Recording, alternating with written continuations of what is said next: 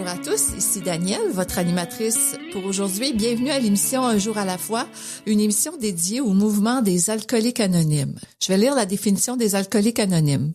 Les alcooliques anonymes sont une association de personnes qui partagent entre elles leur expérience, leurs forces et leur espoir dans le but de résoudre leurs problèmes communs et d'aider d'autres alcooliques à se rétablir. Le désir d'arrêter de boire est la seule condition pour devenir membre des AA. Les AA ne demandent ni cotisation, ni droit d'entrée. Nous nous finançons par nos propres contributions. Les AA ne sont associés à aucune secte, confession religieuse ou politique, à aucun organisme ou établissement. Ils ne désirent s'engager dans aucune controverse. Ils n'endossent ni ne contestent aucune cause.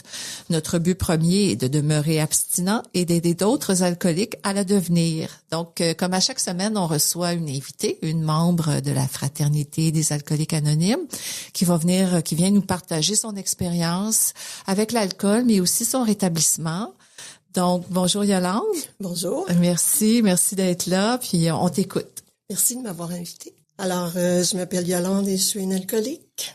En m'en venant, je me disais, au bout de tant d'années, encore participer à des activités d'alcooliques anonymes, faut quand même le faire. Alors, pour éviter les calculs, moi, je suis arrivée à Alcoolique Anonyme, j'avais 32 ans et ça fait 42 ans que je suis parmi vous autres. Je peux pas voir comment je ferais pour vivre sans AA. Pour moi, c'est essentiel. C'est la base de mon rétablissement. C'est avec Alcoolique Anonyme que je sais que je retournerai pas boire. Et ça, pour moi, c'est essentiel parce que aller boire, c'est catastrophique. Alors, pour un peu vous dire d'où je viens, moi, je suis une fille unique. C'est pas un défaut, mais c'est ça, c'est ma vie. Et je viens d'un milieu quand même professionnel, mais avec une mère alcoolique. Donc, le parcours d'un enfant qui a une maman alcoolique, c'est assez douloureux, je dirais très douloureux. Ces temps-ci, là, je regarde d'autres mouvements où on parle des blessures d'enfance, parce que c'est pas une vie normale. Il n'y a pas eu de violence chez nous. Mon père était plutôt doux, style Alana, et ma mère quand même pouvait être violente verbalement. Elle-même venait d'un milieu, ça fait la chaîne, hein, tout ça. Elle venait d'un milieu où elle était battue, donc c'est ça qu'elle avait appris aussi. Alors moi, j'ai grandi là-dedans. Évidemment, matériellement, j'ai été excessivement gâtée, parce qu'une fille unique, c'est gâtée, là, en principe. Mais j'ai manqué de nourriture vitale pour grandir intérieurement. J'ai manqué, autrement dit, d'amour, beaucoup, beaucoup, beaucoup. Et j'ai eu difficilement, j'ai pas eu la facilité de trouver une confiance en moi, parce que ma mère m'écrasait tout le temps. Et c'est comme ça que j'ai grandi. On grandit comme on peut, là, on arrive sur la terre, puis on a le bagage qu'on a. Alors jusqu'à l'école, en fait, je dirais même jusqu'au cégep. Je pensais à ça tantôt, puis je me disais, mon sang il y a une grande période de nos vies où on n'est pas conscient. Hein? C'est normal quand on est petit. Alors, j'avais aucune conscience de ma personne. Moi, j'ai grandi comme ça. Fait que je me laissais porter de tous bords, de côté. Et j'étais incapable. Déjà jeune, c'est difficile de faire des choix, mais j'étais pas capable de faire des choix. J'étais pas capable de m'apprécier, de me reconnaître qui j'étais. Et ça a duré très longtemps jusqu'à mon arrivée dans Alcoolique Anonyme et même plus tard dans Alcoolique Anonyme. Ça prend du temps se reconstruire. Hein? C'est l'histoire d'une vie, surtout avec cette maladie-là. Parce que pour moi, c'est une maladie, définitivement. D'ailleurs, ce que je dis, ça engage toujours que moi, mais quand j'affirme des choses, parce que je fais beaucoup de réflexions depuis les dernières années, c'est que j'en suis convaincue. Je possède pas la vérité, mais quand je le dis avec toute l'honnêteté du moment, c'est parce que je suis convaincue au moment où j'en parle. Donc, c'est sûr que pour moi, l'alcoolisme est une maladie et avec la science, on s'en va, là, on découvre beaucoup de choses sur cette maladie-là, autant qu'on découvre des choses sur la maniaco-dépression et autres maladies mentales. Alors moi, j'ai grandi comme ça, très gênée, très souffrante, très en retrait. Et jusqu'à effectivement l'adolescence, parce que l'adolescence nous permet de se rebeller. et là, je me suis retournée contre ma mère. Dieu merci, parce que ça m'a donné un peu de force pour continuer à vivre. J'ai fait comme tout le monde, là. Moi, je suis vraiment une baby boomer. Et j'ai fait mon cégep, j'ai fait mon université. Toujours un peu dans les limbes. Je me souviens que ce qui était très important pour moi, aller à l'université, c'était pas le choix de la matière, parce que j'étais pas capable de faire des choix. Est-ce que j'aime ça, est-ce que j'aime pas ça? J'étais déjà gelée, petite, on va dire ça. Alors, je suis allée là parce que au niveau du paraître, effectivement, c'était extraordinaire d'aller à l'université. Mais quand tu as un comportement tel, tu te laisses balloter par la vie au fond, tu te laisses ramasser. Est-ce que tu t'en vas en médecine? Est-ce que tu t'en vas en tout cas, je me suis ramassée en linguistique et j'ai fait un bac. Mais j'ai fait un bac parce que ça paraissait bien. Et ça, le paraître, l'orgueil, ça m'a suivi tellement longtemps. Et ça m'a suivi dans le lien avec les autres aussi, parce que j'étais jamais moi-même. Alors, j'ai vécu comme ça, beaucoup de tristesse aussi m'a habité. Ça m'a habité longtemps parce que pas de frère, pas de sœur, une mère qui... Moi, je connais pas ça, une maman qui te prend dans ses bras, puis qui te berce, puis qui te gâte, qui t'apporte beaucoup de tendresse et d'amour. J'ai un petit-fils et je l'ai eu... j'ai dû le garder beaucoup il y a 9 ans et je l'ai gardé beaucoup dans les premières années. Et j'ai eu la chance, moi qui n'ai pas d'enfant, de bercer un enfant puis de lui apporter réconfort, réconfort et tendresse et comment dire, sécurité. Alors quand tu grandis sans ça, bonne chance pour te débrouiller par la suite. C'est un peu plus compliqué. C'est mon vécu, là. Il y a d'autres choses aussi compliquées. Mais ça, c'est mon vécu. Alors, ça a pris beaucoup de temps avant que je me réhabilite. Puis, effectivement, ma mère pensait probablement me donner beaucoup d'amour, mais elle-même était perdue et elle-même n'avait rien reçu. C'est ce qu'on appelle les blessures d'enfance. Je pense que j'ai entendu aussi des conférenciers là-dessus, puis c'est un gros point, puis on vit avec ça. Donc, j'ai grandi, université, pas choisi, métier non plus pas choisi, et à 24 ans, je me suis mariée. J'ai fait un cégep de fou aussi, un cégep, mais c'était aussi mon époque, là, hein, l'époque des beatniks, puis des... un peu avant, oui, un peu avant Peace and Love, mais ça se ressemblait pas mal. Donc, je me suis mariée à 24 ans, à la fin de l'université, et je me suis mariée avec un homme que j'aimais pas. Ça va de soi, parce que je me connais pas. C'était Maurice, qui est décédé d'alcoolisme aujourd'hui. Je me suis mariée avec lui parce que... Il y a pas de... Parce que tout le monde se mariait, etc. Et je me rappelle, j'avais dit à ma mère, moi, je vais me marier en noir et non en blanc. Parce que déjà, je devais ressentir à un autre niveau la détresse, l'inconfort. Alors, je me suis mariée avec lui et c'était, pour vous dire, Maurice, c'était un peu comme un frère. Fait que ça fait pas des... Il était très correct, d'abord c'est un alcoolique, fait qu'on se comprenait bien. Mais, comment dire, on était fait pour aller ensemble en camarades. Fait que ça fait pas des mariages ou des enfants très forts. Alors, on est parti pour fêter notre mariage. On est parti à Paris. On est parti 1 an. Ça me ressemble encore aujourd'hui. Là, moi, j'aime dégager la place, m'en aller, découvrir. Mais déjà, à 24 ans, on est parti vivre 1 an à Paris.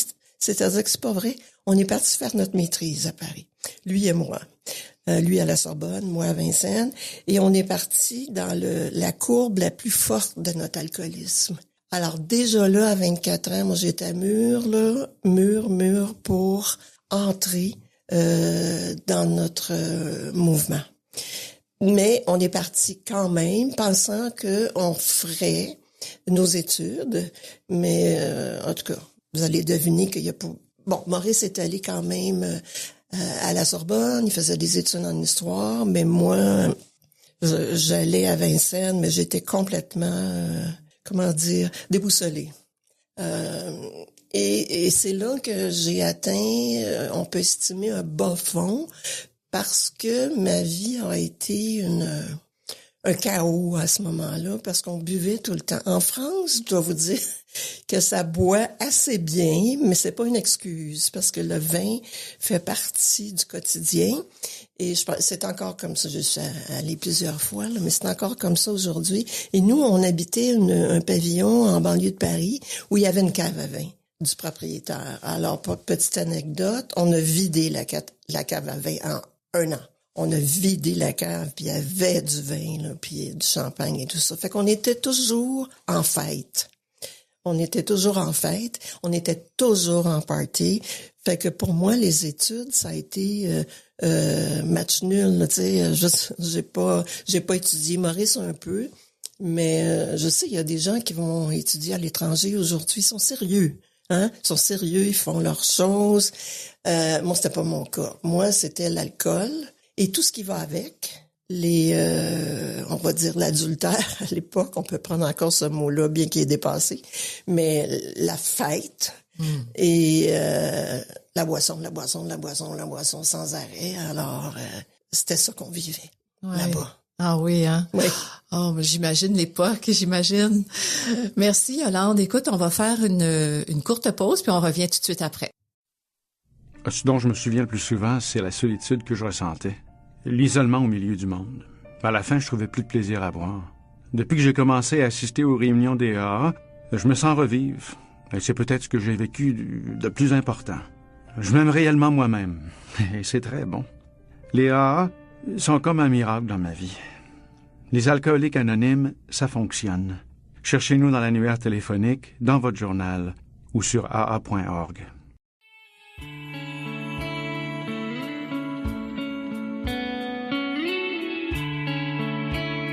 Ici Danielle, votre animatrice pour aujourd'hui. Vous êtes toujours à l'émission Un jour à la fois et aujourd'hui, on est en compagnie de Yolande. Yolande qui a par ailleurs choisi un texte tiré de la littérature des alcooliques anonymes, du livre plus précisément des réflexions de Bill, le mode de vie des AA. Donc, c'est le texte à la page 144 et le titre, c'est Une confiance aveugle.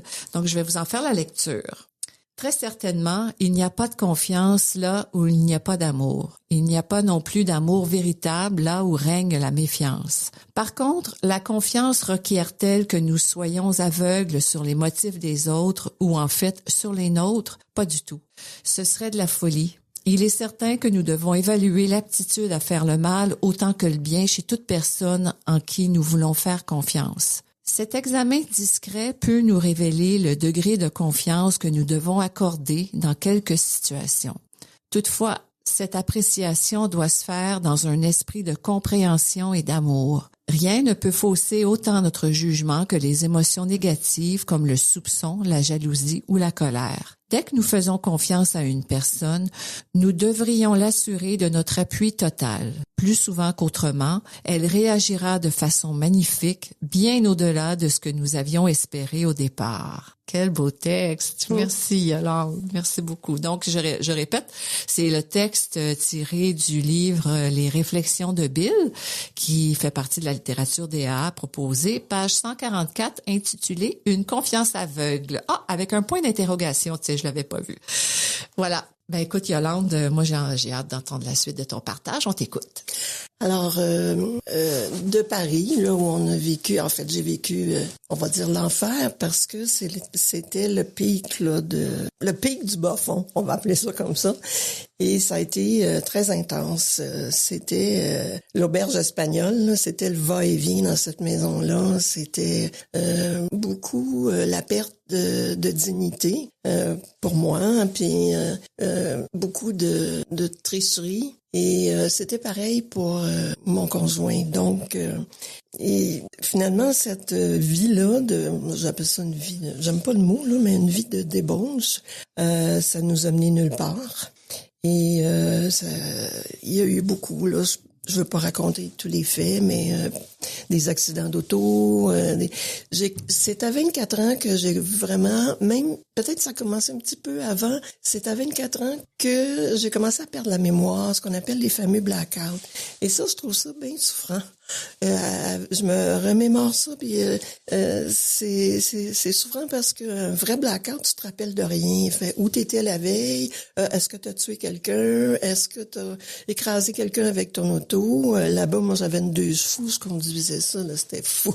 C'était croche, là. Une vie d'alcoolique, beaucoup d'agressivité, et bon, on est revenu à Montréal. Il a fallu revenir parce que là, on n'avait plus d'argent. Je regrette rien. Moi, je suis comme ça. Je regrette rien de tout ce que j'ai vécu parce que ça m'a amené dans un mouvement où il y a un mode de vie. Et ça m'a amené à des choses merveilleuses et ça m'a fait vivre beaucoup d'expériences. Et les expériences pour les humains, je trouve ça important.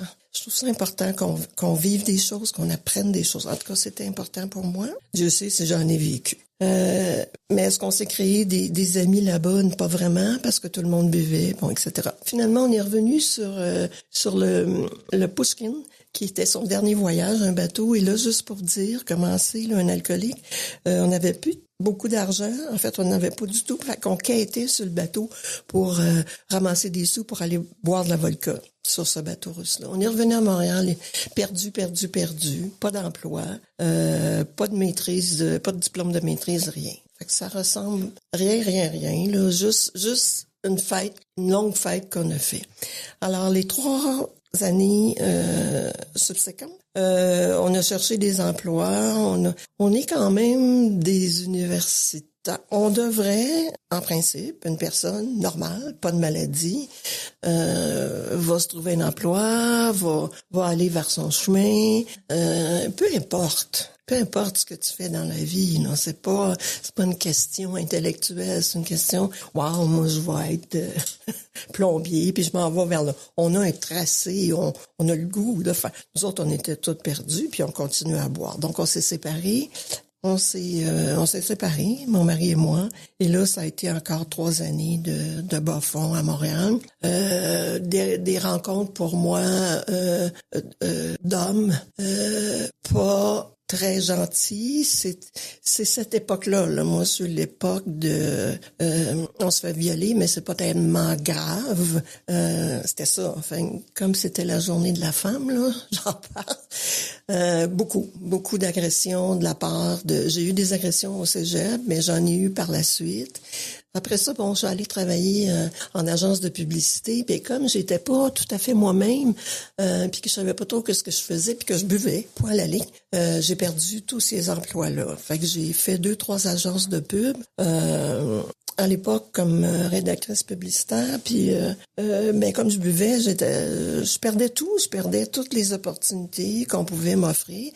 Et ben j'avais la bonne habitude, j'étais très sollicitée, jeune femme, par les hommes, et j'embarquais. Donc aucune estime de moi, aucune comment dire, hey, on fait pas ça, là. T'sais, tu m'auras pas, là. Et ben je sortais avec le boss de l'agence, des trucs comme ça. Moi, je suis pas très gênée de raconter mes affaires parce que ça illustre bien la maladie, tu sais. Ça illustre maladie psychologique et physique. Et moi, là, j'ai un bel exemple de ça. Fait que quand tu sors avec le patron d'une entreprise, c'est sûr que tu vas perdre ta job. Fait que j'ai perdu. Surtout qu'il était marié. Alors, j'ai perdu l'opportunité de travailler en agence. J'avais un certain talent et puis ça, tout le monde connaît ça, là. Tu accèdes à un poste, à un autre. Et finalement, après ça, j'ai trouvé un autre emploi. J'ai cherché des emplois comme ça, alors que aujourd'hui, je me rends compte que j'avais beaucoup de comment dire, aujourd'hui, là, je ferais toutes sortes de choses en termes de métier. Mais à cette époque-là, c'est pas ça qui importait, hein? C'était d'aller fêter.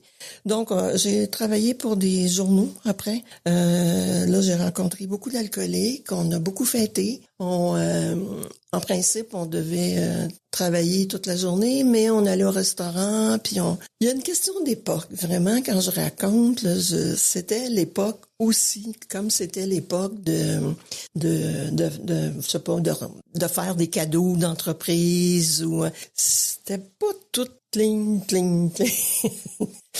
Alors, mais quand on fait la fête, on est alcoolique, on pense qu'on l'a l'affaire, hein? On pense qu'on est, wow, tu sais, je trippe et tout ça. Fait que j'ai fait ça au journal où je travaillais en pub et j'ai rencontré là un autre futur conjoint qui était forcément le boss d'entreprise ou très près de son frère.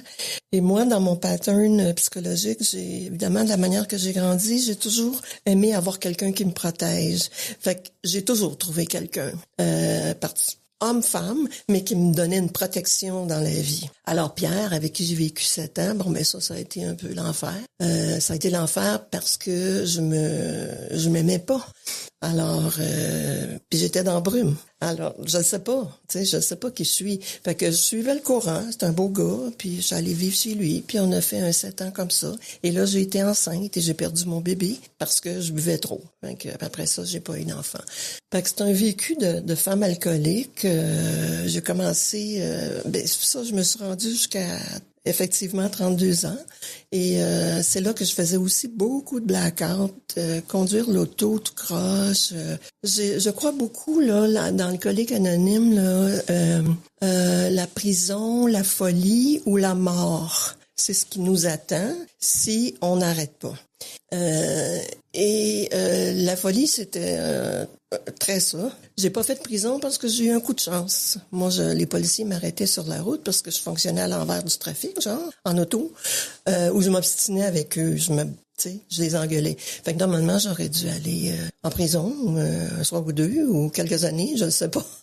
Et non, ça n'a pas été le cas. Et la mort, je pense que si j'avais continué, je serais arrivée là. C'est ce qui est arrivé à mon ex-mari, qui a fait, le premier mari, qui a fait à cause de l'alcool et de la cigarette, un cancer de la bouche, puis il s'est suicidé. Alors, c'est très sérieux, cette maladie. C'est ça qui m'habite toujours. C'est pour ça que je vous disais, je reviens tantôt. Quand je m'en venais, je me dis, je peux pas rien refuser de ce qu'on me demande parce que c'est ma thérapie. Hein? Je reprends l'exemple des gens qui font du gym, qui font de l'activité physique. Puis c'est tellement difficile pour moi, là, mais j'y arrive. Et qui tout d'un coup lâchent. Ils reviennent à zéro. Ils engraissent, ils deviennent mous. Ça marche plus. Puis tout ce qu'ils ont fait parce qu'ils sont pas assidus, moi, c'est ma thérapie psychologique. Et il faut que je me rende dans une salle de meeting. C'est comme ça que ça se passe. Il faut que j'accepte ce qu'on me demande aujourd'hui. Donc, avec Pierre, ça a été aussi la débandade. Et là est arrivée l'opportunité d'adhérer à Alcooliques Anonymes. Parce que la gang où j'étais, d'incommunication, il y a beaucoup de gens qui c'est pas une excuse, mais il y a beaucoup de gens qui fêtent, qui prennent de la coke et tout ça. Fait qu'il y avait beaucoup d'alcooliques dans mon bureau qu'on fêtait tout le temps. Et mais il y avait une fille qui s'appelle Lise. Bon Dieu, je sais pas où elle est rendue. C'était la seule qui buvait pas. Fait que ça a été ce qu'on appelle l'attrait. Plutôt que la réclame, ça a été notre attrait. Elle a eu de la job. Parce qu'on était toute une gang. Ça a été vraiment le premier contact avec AA. Qu'est-ce que c'est ça, t'sais? Puis elle est en lien avec Pelado à l'époque. Il y avait des meetings là, dans le Nord, tout ça. Fait qu'elle nous a... elle a donné l'exemple. C'est juste ça. Puis tout d'un coup, nous autres, la gang de SB, on se disait, écoute, qu'est-ce qu'on... on me semble qu'on n'est pas pareil comme elle. Et là, a commencé, j'ai arrivé à 32 ans, comme je disais, et j'ai fait un premier meeting. Je l'ai fait justement parce que Lise parlait dehors, parce qu'on avait aussi des petites annonces dans le journal. Je pense que c'était de Monsieur P ou de son centre de thérapie. Et j'ai, tout de suite à la suite d'une brosse monumentale, mais c'est bizarre, j'ai eu un état de conscience quand ce souper-là a eu lieu. Je m'en rappellerai toute ma vie. Je me suis vue sortir. On était une gang, là, chez Pierre, où je vivais, puis j'ai dit, tiens, on va manquer d'alcool, je vais aller au dépanneur pour chercher une bouteille. J'avais peur d'en manquer. Ouais, la peur d'en manquer. Oh là là. Ouais. Écoute, je m'excuse de t'interrompre, Yolande, mais écoute, la quête d'identité de l'alcoolique, là, tu nous en as beaucoup parlé. Les amours, le travail, qui suis-je, où vais-je? Donc, et là, tu as rencontré Alcoolique Anonyme. Donc, si tu veux bien, on va faire une courte pause et on revient avec la suite de ton partage tout de suite après. Je me sentais seule, angoissée, agressive. Et je m'apitoyais sur mon sort. Je voulais juste mourir. C'est pourquoi je continuais à boire. Personne n'aurait pu vivre un tel cauchemar. Puis j'ai assisté pour la première fois à une réunion des AA. À mesure qu'elle se racontait, j'ai découvert que toutes ces personnes avaient connu le même enfer. Je n'étais donc pas la seule. Elles m'ont aidé à cesser de boire et m'ont redonné le goût de vivre. Les alcooliques anonymes, ça fonctionne. Cherchez-nous dans l'annuaire téléphonique, dans votre journal ou sur aa.org.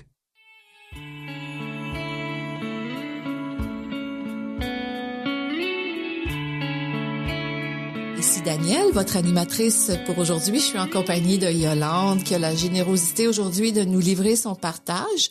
Vous êtes toujours à l'émission Un jour à la fois, je pense que je l'ai dit, mais je le répète, on le dit jamais assez souvent. Je vous invite à visiter notre site web à l'adresse suivante, unjouralafoi-émission.org.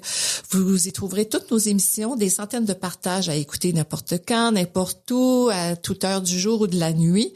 Donc, unjouralafoi-émission.org et n'hésitez pas à nous écrire pour nous faire part de vos commentaires. On aime toujours ça vous lire. Donc, Yolande, on poursuit avec ton beau partage. On t'écoute. Alors donc, à 32 ans, suite à cette je disais une brosse monumentale, mais une brosse où j'ai eu peut-être une forme de conscience et où je me suis vue un peu aller autour de la table. Et comme je disais, là, il fallait aller chercher une bouteille, 2 bouteilles, parce que j'avais peur d'en manquer. Puis là, moi, j'avais aussi le vin, la plupart du temps, triste, où j'étais très, très agressive. Alors ça, c'est dangereux, spécialement si t'es dans un bar. Mais là, autour de la table, j'avais le vin triste et je suis allée me coucher dans le salon, puis je pleurais beaucoup. Puis mon ami Mario, qui est aussi un membre aujourd'hui, dit ça n'a pas de bon sens. Bon, alors le lendemain matin, avec le hangover, c'est tellement terrible ça, ce qu'on ressent le lendemain matin dans notre corps. Ah, j'ai tellement goûté. Je me suis dit, je vais faire un appel à Alcoolique. Complètement indépendante, mais oui et non. Probablement que Lise, au travail, avait été un attrait, puis j'ai vu que c'était le temps de faire de quoi pour moi. Alors j'ai appelé, on se souvient pas de la personne, sauf que j'ai senti un accueil. Et on me dit, viens nous voir. C'était à l'intergroupe, mais là, à quelle place que c'était à l'époque, je me rappelle pas. Il y a 42 ans, là. Alors, je suis allée, puis là, on m'a évidemment incité à faire du meeting. Et j'ai commencé à faire du meeting à La Joie, dans Outremont. Oui, ça s'appelait La Joie. Et c'est l'époque, ça, c'était le fun, là, parce que c'est l'époque des très gros meetings. 200, une autre place 300, 100 personnes dans la salle. Alors, beaucoup d'accueil, beaucoup de chaleur humaine. Et j'ai commencé à faire du meeting là. Mais moi, je pensais faire du meeting parce que je me suis dit, d'abord au début, je me disais, aller faire du meeting, ils ont dû s'installer dans un bar pour faire ça. La pensée est faussée, hein. Alors, non, c'était pas un bar, c'était un sous-sol d'église. Et c'était la joie. Puis là, je me suis dit, la joie, parce que il y a sûrement des gens très bien là, les apparences, le pareil, parce que c'est un milieu riche. Ça m'a accompagné une partie de ma vie.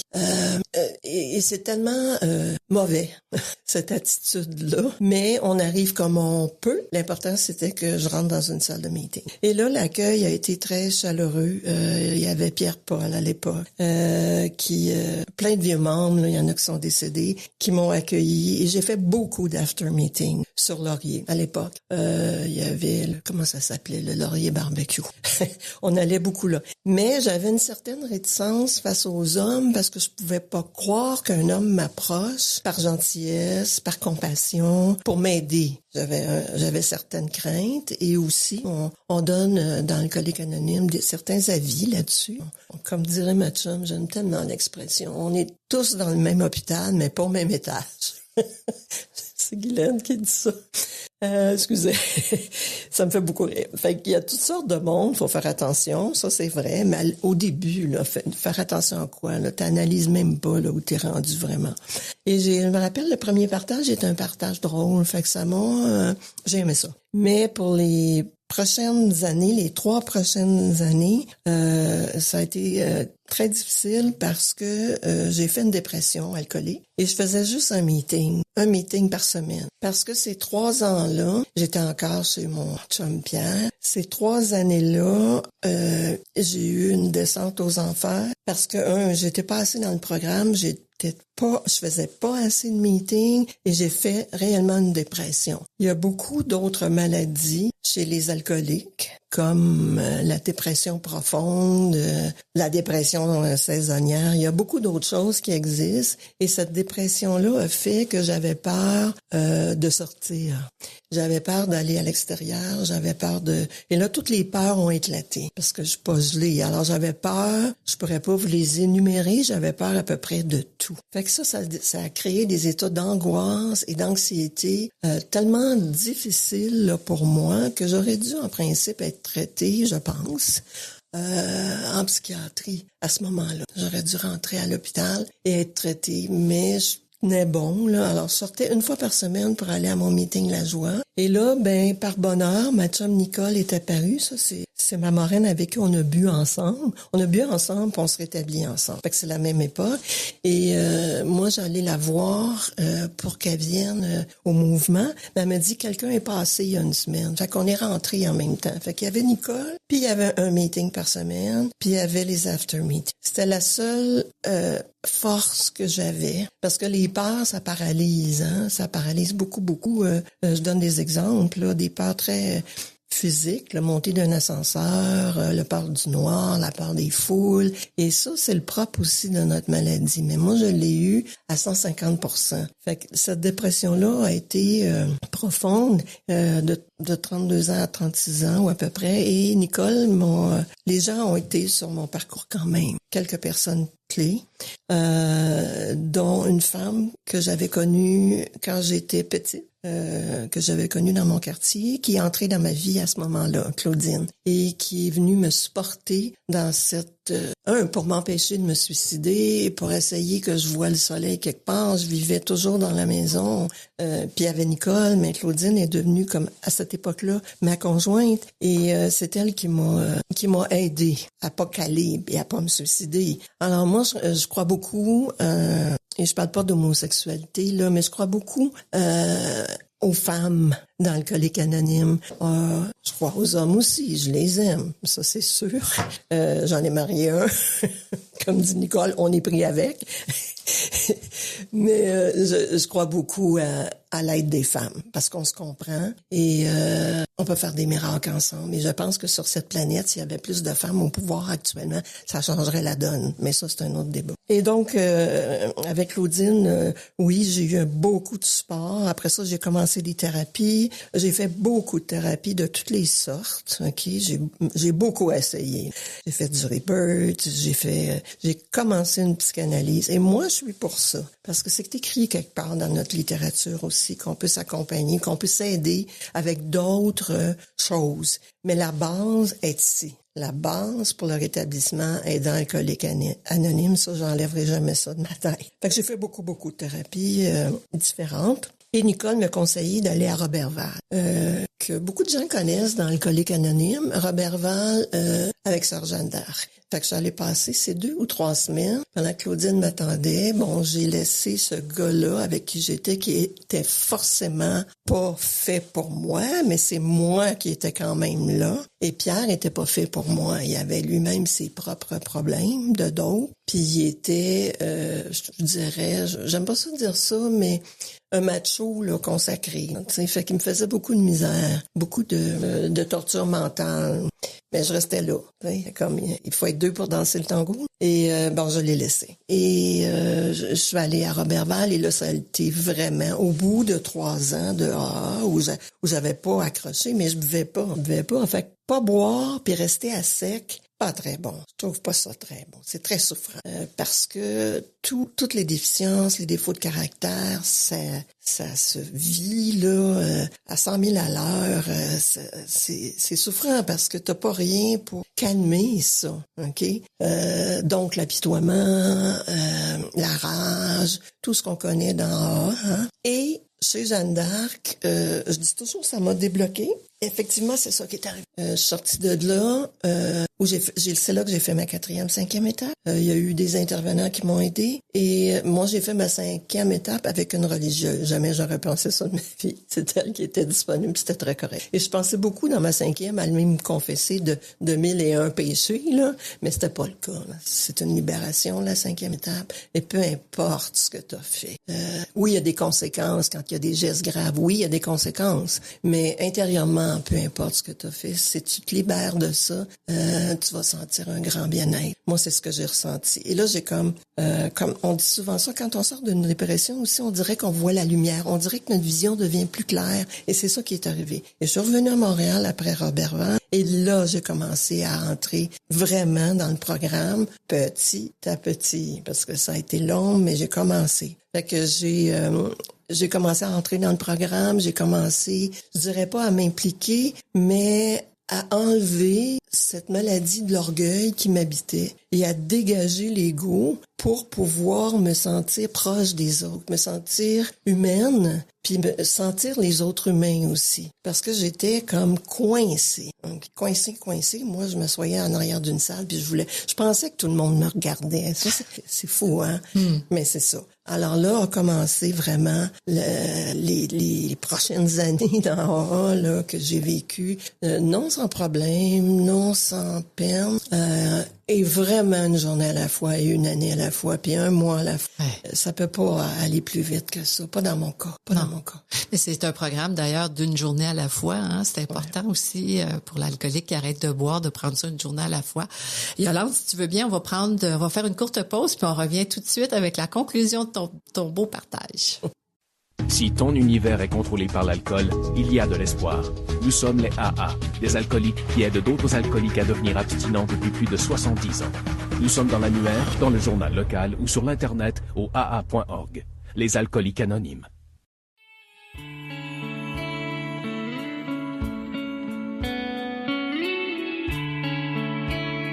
Ici Danielle, votre animatrice. Je suis toujours en compagnie de Yolande aujourd'hui. Vous êtes de retour à l'émission Un jour à la fois. Donc, si vous cherchez une réunion des alcooliques anonymes, plusieurs solutions s'offrent à vous. Vous pouvez nous contacter par téléphone au 1-866-ligne-AA. Il y a un membre des alcooliques anonymes qui est là sur place pour vous répondre de 9h à 22h, 7 jours sur 7. Vous pouvez également nous joindre via Internet ou en téléchargeant l'application Meeting Guide sur votre cellulaire. Vous aurez accès aux horaires des réunions en présentiel et en ligne, où que vous soyez dans le monde. C'est merveilleux. Donc, Yolande, on va poursuivre ton beau partage. En fait, c'est la conclusion de ton partage et on t'écoute. Dans Alcoolique Anonyme, j'ai vraiment commencé à me rétablir, mais comme je disais, petit à petit. Et c'est un long parcours, hein. Même quand tu penses à 42 ans, là, puis là, tu reviens en arrière. Il y a eu beaucoup d'étapes, il y a eu beaucoup de choses qui sont arrivées. Il y a eu beaucoup de rencontres, beaucoup de meetings, beaucoup de prises de conscience aussi. Beaucoup. Comment dire, c'est peut-être le plus difficile parce que c'est à exprimer, parce que c'est là où il y a le plus c'est là où tu commences à vivre et que tu prends conscience, comme je dis, et où il y a plus de choses qui arrivent. Moi, je regarde beaucoup les étapes et je regarde beaucoup à côté les promesses. Et j'aime beaucoup les promesses parce que ce sont de vraies promesses. Donc, les choses ont commencé à se rétablir. On se rétablit, moi je me suis rétablie physiquement, financièrement aussi, puis au niveau de ma profession, puis au niveau de mes relations avec les autres et mes relations affectives. Hein. Parce que ça, c'est que le couple, là, c'était pas trop drôle dans mon cas. À cause de cette maladie-là. J'ai donc rencontré, en fait, on m'a présenté quelqu'un qui est mon conjoint, on est mariés, là, qui est mon conjoint depuis, mon Dieu, je sais même plus 30 ans, Gilles, qui a été aussi mon associé en affaires. Alors, quand je dis que les choses se sont rétablies, moi, à partir de ces moments-là, mes premiers pas dans AA, j'ai vécu énormément de belles choses. Beaucoup. Est-ce que des fois je me sens un petit peu coupable de ça, puis je devrais pas. Je pense que c'est le fruit de nos efforts, parce qu'on fait quand même des choses dans Alcoolique Anonyme, puis des fois on n'a pas tout à fait le goût, mais on le fait. C'est ça, on amène nos corps au meeting. Et j'ai rencontré un homme, on a ouvert une compagnie, et j'aurais jamais pensé que finalement je pourrais me réaliser. Pour moi, c'est important de se réaliser comme femme dans notre société. Moi, je crois à ça beaucoup. Alors, on a parti une compagnie de relations publiques et de production qui a été là pendant pas si longtemps, 7 ou 8 ans. Et un peu avant ça, j'avais fait de la pige. J'ai commencé là, petit à petit, mais dans le monde de la production, dans le monde de la télé et un peu dans le monde de la radio. Et comme producteur, j'y trouvais vraiment mon compte. J'étais à ma place. J'aurais pu aller plus loin, mais il y a quelque chose qui était pas encore assez dégagé dans ma confiance. Alors là, on a eu beaucoup de succès avec notre entreprise. Comment dire, j'ai tellement aimé ce que j'ai fait et je trouve ça important parce que j'ai des dividendes, ça, dehors. Tout le monde, des fois, j'entends des partages où les gens sont retournés aux études. C'est incroyable, là. Après plusieurs années, tout ce que ça demande, retourner aux études, c'est ça pour moi, être sur son X, être en ligne avec soi-même. C'est important, faire ce qu'on aime et en plus les femmes, parce qu'on a encore des petites différences là dans les enfin, je suis pas là pour parler de ça, mais j'étais un petit peu féministe et mais j'ai réalisé ma vie peut-être pas au maximum. Comme je dis, c'est le manque de confiance qui a fait, parce que le milieu où j'évoluais, c'est aussi un milieu un petit peu de bagarreur là, hein, la production, mais j'aimais ça. Fait que on a été vraiment choyés, on a eu du succès dans l'entreprise, c'est sûr. On a été choyés matériellement, puis on a été choyés tous les deux par nos démarches qu'on faisait, parce que Gilles a fait des démarches aussi, on appelait ça psychologique. Alors, il y a des femmes qui me disent, moi je crois pas à ça, un couple qui fonctionne, je crois pas à ça, même si t'es dans l'alcoolique anonyme, il y a de la misère quand même, là. Tout est pas parfait, puis tout se met pas en place comme tu le souhaiterais, là. Il y a de la misère, mais j'aime ça témoigner pour dire qu'un couple, ça peut fonctionner. Puis mon mari est pas alcoolique, alors il boit du vin et tout ça, mais ça existe un couple qui fonctionne à plusieurs niveaux. Et c'est ça que je vis depuis 30 ans avec lui. Je me mélange tout le temps. On s'est mariés en Grèce. On a fait plein de trucs vraiment le fun. On a vécu beaucoup d'expériences. On a été aussi impliqués dans la société, impliqués dans d'autres milieux comme la Maison du Père, où on a mis sur pied une fondation. On dit, tu vas avoir une vie riche. Tu vas avoir une vie remplie, c'est ça qui s'est passé. Et c'est ça qui se passe depuis des années. Maintenant, où est le hic?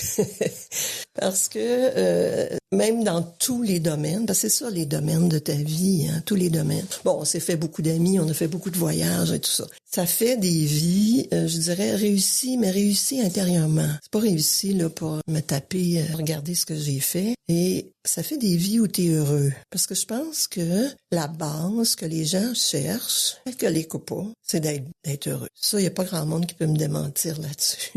Quand je dis, je suis convaincue. Alors, on a eu beaucoup, beaucoup de bonheur. On en a encore. Mais certaines anxiétés et certaines peurs, je parle pour moi, ne sont pas disparues totalement. C'est là où je suis rendue. Il reste toujours du travail à faire dans l'alcoolique anonyme. Et c'est là où je suis rendue. Enlever des anxiétés de mort, enlever des anxiétés de perte, des anxiétés de où je vais. J'ai pas atteint, je dirais, puis je pense pas jamais l'atteindre. Il y a des gens que j'ai connus qui ont atteint un degré de bien-être et de sagesse, mais moi j'ai pas atteint ça encore parce que il y en a qui vont me dire je m'appelle Yo, confie à Dieu, tu sais, et ça va. Pour moi, confier à Dieu, ça veut dire le lâcher prise, ça égale lâcher prise. Et ces dernières années, j'ai beaucoup réfléchi parce qu'on a le temps de réfléchir à la retraite. Puis c'est ma personnalité aussi, je suis faite comme ça. Je réfléchis, puis j'analyse, puis j'échange avec d'autres. Et j'ai beaucoup regardé ce qui se passe au niveau scientifique face à notre maladie. J'ai analysé ça parce qu'on découvre beaucoup de choses. Mais ça règle pas le problème. Et j'ai beaucoup regardé la question de Dieu. Parce que moi, j'ai traversé toutes mes années d'alcoolique et c'est très faisable, très faisable, comme athée. Je connais d'autres membres comme ça, puis là, ils vont dire Dieu tel que tu le conçois, etc. C'est même pas Dieu tel que tu le conçois. Il y a certains membres qui ont dit récemment, si on n'applique pas le principe de la puissance supérieure pour donner ses problèmes, on n'est pas tout à fait dans le programme. Je pense pas que ça soit ça. C'est une façon de faire, et pourtant celui-là, qui t'amène à un lâcher-prise complet, qui est un état d'être et qui t'amène à guérir intérieurement. On est beaucoup là-dessus. AA se transforme énormément. On a perdu évidemment beaucoup de membres. Très personnel ce que je dis là. On a perdu beaucoup de membres. On a connu les centaines, comme je disais. Et pour moi, AA, c'est une association d'hommes et de femmes qui partagent entre eux leurs problèmes. On peut l'appeler comme ça, leurs maladies. Et ce sont des groupes de soutien qui font rayonner, qui font jaillir l'amour et l'amitié dans des groupes. Et pour moi, ça, c'est la base. C'est avec ça qu'on guérit. Et ça, là, ça peut se décliner, on pourrait parler des heures, tu sais, ça peut se décliner en multiples facteurs. Tu sais, aller au-devant l'autre, aider l'autre, écouter l'autre, partager, s'entraider. Si la planète était à manger comme ça, ça irait bien. Alors, c'est mon principe de base, puis c'est ça pour moi. Et c'est possible de traverser les 12 étapes. Je dis pas éliminer Dieu, c'est pas ça que je veux dire, mais il y a une transformation qui se fait malgré les malgrés, avec les autres êtres humains. C'est là que je suis rendue. Ce boulot est plus difficile parce que c'est là où je suis rendue. C'est dans mes analyses personnelles. Alors, j'ai beaucoup de discussions. Oui, je me suis impliquée. Là, je vais parler de A et de l'implication. Je rebrousse chemin un peu. Je me suis impliquée. Là où, beaucoup. Mais là où j'ai plus de difficulté, et ça m'appartient, c'est dans les services. Mais là, indirectement, je le fais. C'est dans les services parce que c'est dans les services qu'on retrouve un fonctionnement de l'extérieur avec des obstinations, les égos forts. Et c'est pour ça qu'on va dans les services, pour essayer de communiquer ensemble, de défendre notre point de vue, mais sans s'attaquer. Et moi, j'ai eu de la misère, fait que j'ai dû me protéger de ça. Même après toutes ces années, j'ai dû c'est des êtres humains. Ouais. Hein? Des êtres humains. Fait que pas s'enrager. Puis j'ai eu de la misère dans les services, mais moi, je recommande les services. C'est pas parce que j'ai eu de la misère, parce que c'est là que tu apprends à vivre un peu comme tu vis dans le trafic. Ouais. Hein? Ouais. Je trouve ça génial. C'est un grand terrain de jeu. Et j'ai beaucoup d'amis qui sont impliqués là dans les services et c'est important. Ouais. Oui. Important. Oui, c'est drôle que je dise ça comme ça. Mais oui, c'est parce que j'ai eu des mauvaises expériences et moi-même, j'ai dû me retirer. Tu sais, quand on dit l'important d'abord, c'est de regarder, wow, est-ce que ça me fait du bien? Moi, j'ai de la misère avec ça. Donc, il y a quelque chose que j'ai pas compris encore. Mais je vais continuer parce que c'est tellement intéressant d'apprendre à vivre dans Alcooliques Anonymes. Que c'est bien dit, apprendre à vivre dans Alcooliques Anonymes. C'est un cheminement, hein? C'est un chemin de vie. C'est pas une course, c'est pas une compétition. Tu nous l'as bien expliqué. Écoute, Yolande, je te remercie vraiment beaucoup d'avoir pris le temps aujourd'hui de venir nous raconter ton histoire, ton beau rétablissement avec Alcooliques Anonymes. Ça donne beaucoup d'espoir. Un gros merci. Merci. Donc, si tu veux bien, on va terminer. Je vais lire la déclaration de la responsabilité. Donc, je suis responsable. Si quelqu'un quelque part tend la main en quête d'aide, je veux que celle des AA soit toujours là. Et de cela, je suis responsable. Donc, merci à tous les participants, à toutes les personnes qui ont fait de cette émission une réussite, en commençant par toi, Yolande. Il y a Patrick aussi à la technique, Louise, notre coordonnatrice, et évidemment tous ceux et celles qui nous écoutent présentement. Donc, voilà, ici votre animatrice Danielle pour aujourd'hui. Vous écoutiez Un jour à la fois. À la prochaine.